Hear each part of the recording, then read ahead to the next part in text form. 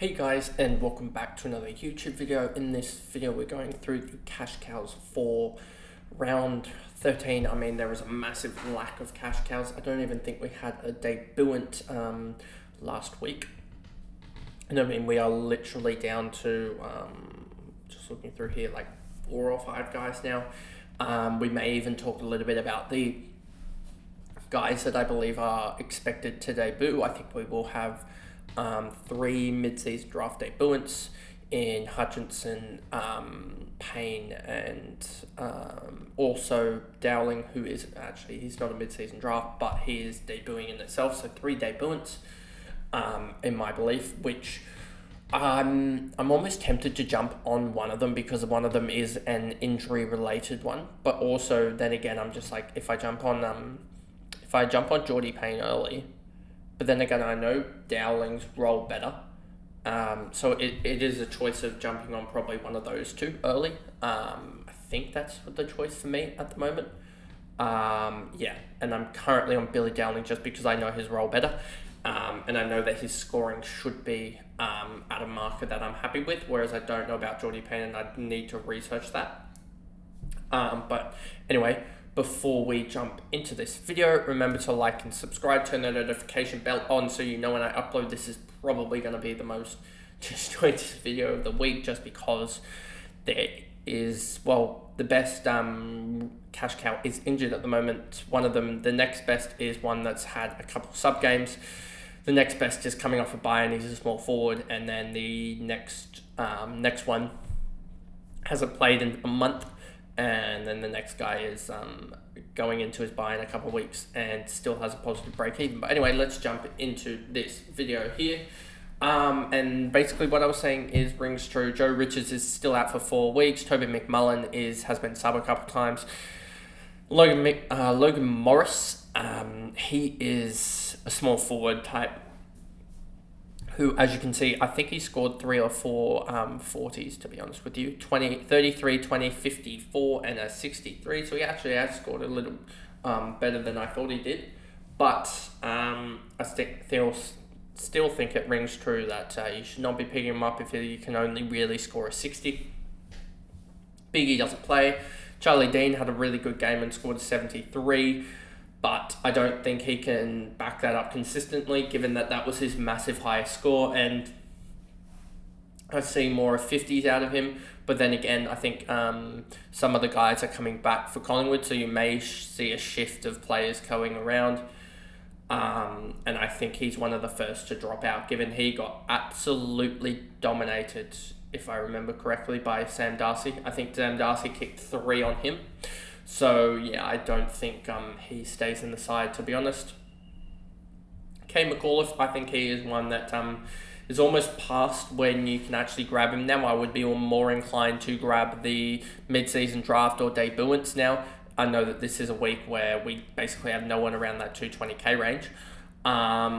So McAuliffe is one that you could consider, but also you have to, I would probably not actually consider him now, given that there is Tim Taranto, who else? There was 3 Tigers back. It may have even been Dion Prestia that's back. And I know Dusty Martin is missing, but 3, and I think it was 2, it was at least 2 midfielders that were back. And I know Dusty Martin isn't really a midfielder, but can somewhat be considered a midfielder.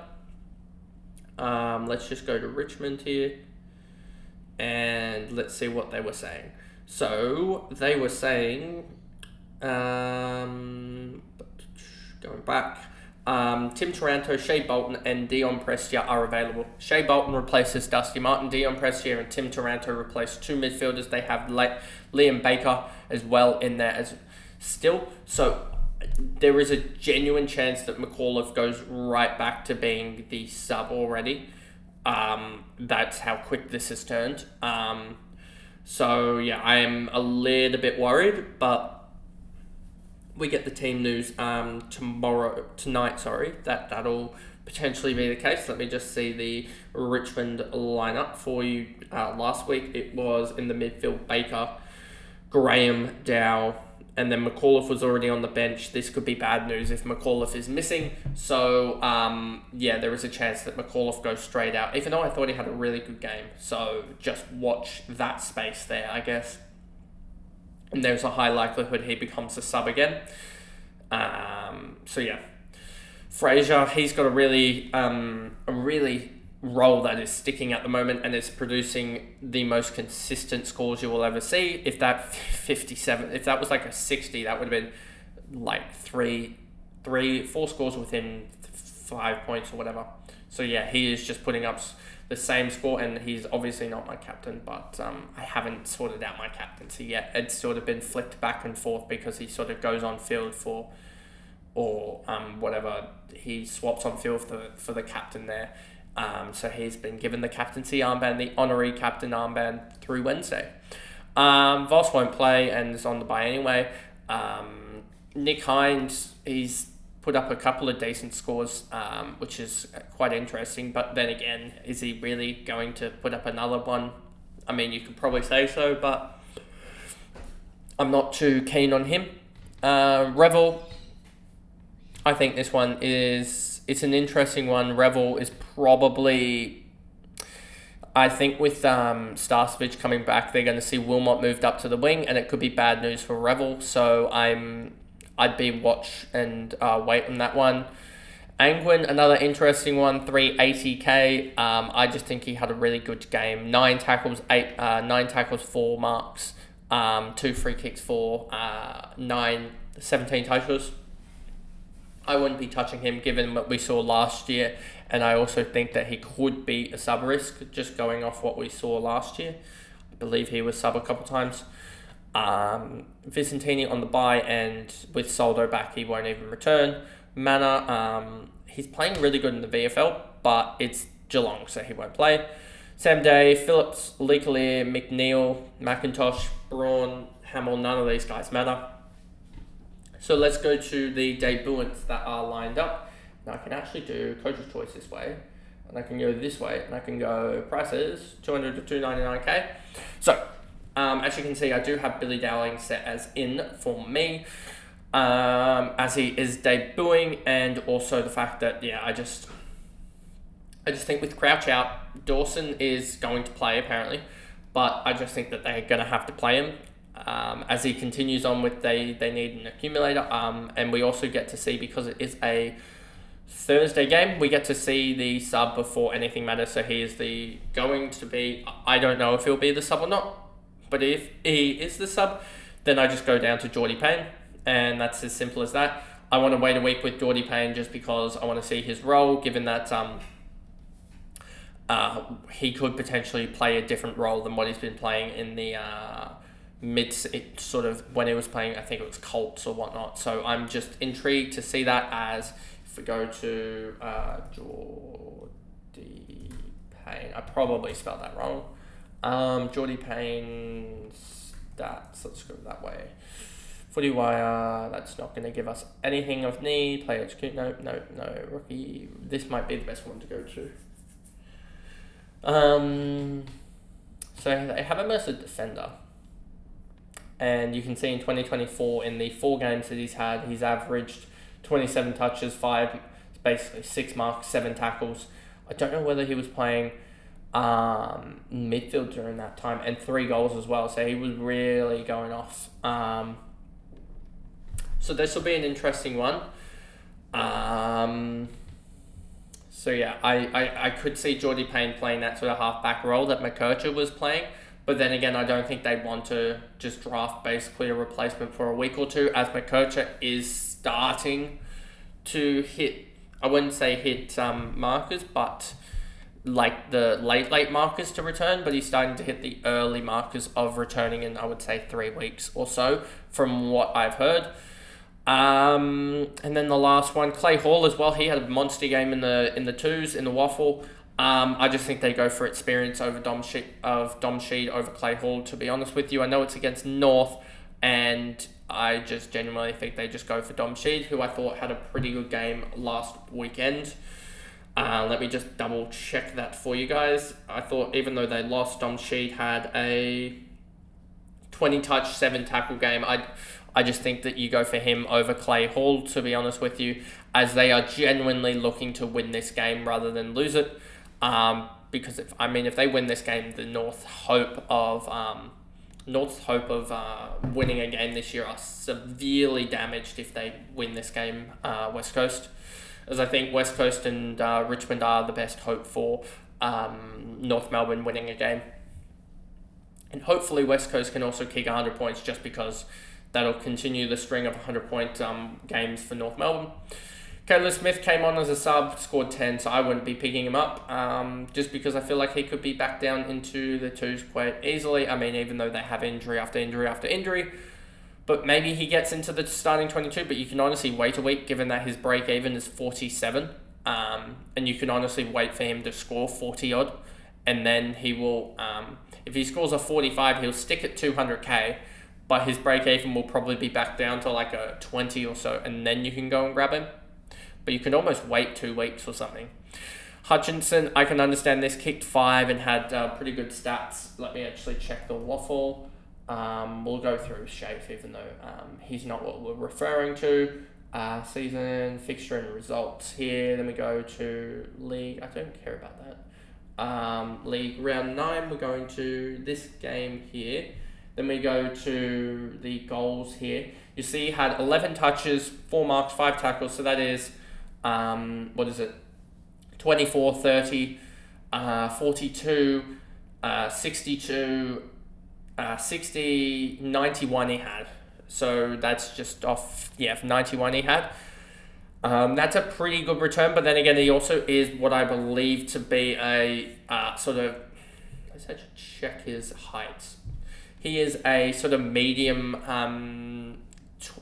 forward, so I can understand why he did have very low disposal numbers. He's going to rely heavily on non-disposal stats to score. 29, 49, 61 out of his 91 came from non-disposals. So I'd be looking at that and just wondering, is he actually the best fit for fantasy?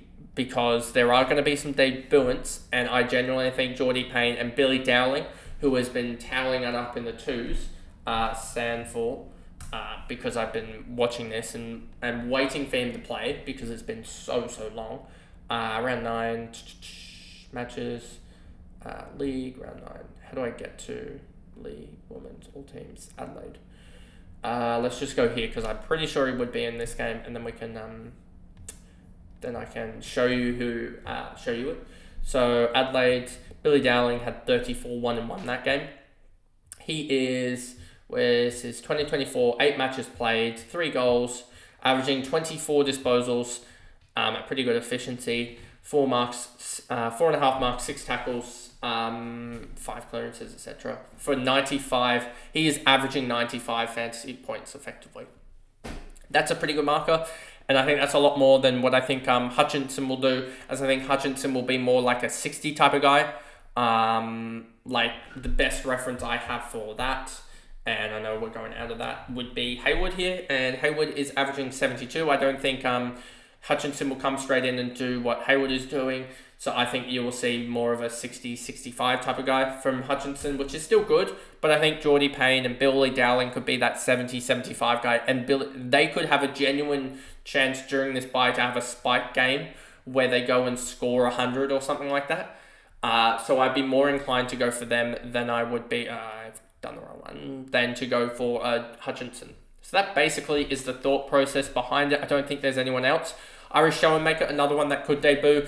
And this is why I'm preemptively most likely going to get rid of Bonner, because Ari Schoenmaker as well as Brad Crouch are knocking the door down, and whichever way they go, I believe that Bonner is the first halfback to go, then I think Bradley Hill is the second one. And if they want to go, we want Sinclair off halfback and we want Ari Schoenmaker to have a debut, they could both go, because they have both been absolutely pathetic in terms of disposal efficiency the last 2 to 3 weeks. And that's why I think that they could both go. I think Bonner is the first one that goes. So therefore, either Irish Schoenmaker debuting or Brad Crouch returning to the midfield and Sinclair returning to the back line will basically kill off Bonner. And so, Didn't think it would happen, but Bonner has started to shank more kicks in the last couple of weeks. So, yeah, he's probably on the outer now. And then another guy that could potentially be playing is Jacob Blight. Just because there is no one at Richmond and he sort of almost is forced to play now with Leif Fowles' injury. I know he's a backman, but there is a high likelihood that Bolter goes into the forward line and Blight goes into the back line. And Blight's stats aren't going to be too flashy. He's just going to be a 50s type of guy, I reckon. Even though he scored 90 in his VFL first game. If we go to Jacob Blight's stats here, you will sort of see what I mean. He averages, where is it? Let's just see. 20. He sort of, and this is at waffle level, so it's a little bit inflated, but he's averaging, what's that? I wouldn't be surprised if he's actually averaging a decent play statistics. Let's go here. Does it show? 2024 league, he's averaging 18 disposals, and also, 8 and a bit marks and 1 tackle a game. So that is what roughly it's a 50. He's actually averaging around about that 85 marker. He's not going to do that in the in Richmond's colours, to be honest with you. He could easily be a lockdown type of defender. But yeah, you'll see, I think here that he more so will average, I reckon. I think it'll be a harsh wake-up call and he'll average sort of close to that 50 or so range. But I don't think he'll average that sort of 70 that we're seeing here that we're seeing in the league here in Waffle. So basically that's the video there, going through all of their debutants. I think it's a lot more of a stretch trying to find the debutants, as they haven't been announced yet, as this is on the Wednesday. This is probably going to be the last time that this is done on a Wednesday, potentially. As we get closer to, this is I think the last Thursday game. But anyway, that is the video, and I'll see you guys in the next one, which will be the trade targets for round 13. Bye guys.